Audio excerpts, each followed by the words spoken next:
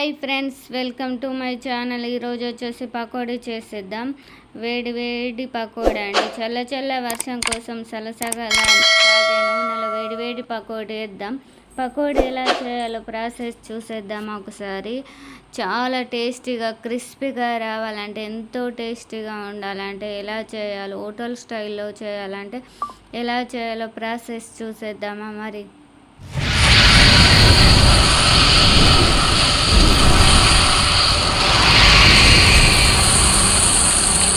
Hi friends, welcome to my channel Rani house wife. ఈరోజు వచ్చేసి 250 grams శనగపిండి తీసుకున్నానండి.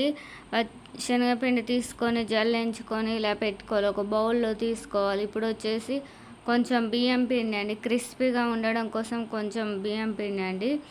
2 టేబుల్ స్పూన్ల బియ్యం పిండి వేసుకొని 1 టేబుల్ స్పూన్ కారం వేసుకోవాలండి, టేస్ట్ తగ్గట్టు.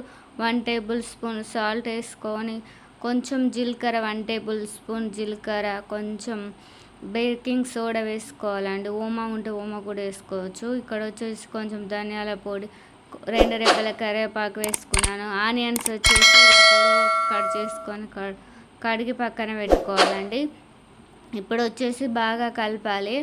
వాటర్ వేసుకోకుండానే కలుపుకోవాలండి. ఫస్ట్ వచ్చేసి వాటర్, ఆనియన్స్లోనే వాటర్ వెళ్తుంది కాబట్టి దాని ద్వారానే కలుపుకోవాలి.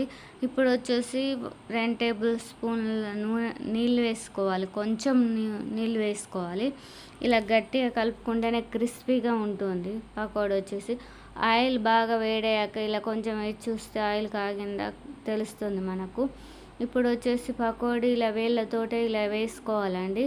ఇలా పకోడీ పిండి గట్టిగా ఉంటేనే చాలా క్రిస్పీగా వస్తాయి, చాలా బాగా టేస్టీగా కూడా ఉంటుంది.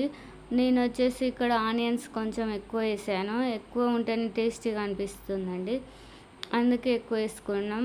ఎవరికి ఎలా ఇష్టం ఉంటే అలా వేసుకోవచ్చు. ఆనియన్స్ ఎక్కువ ఉంటేనే బాగుంటుంది అనిపించేసింది.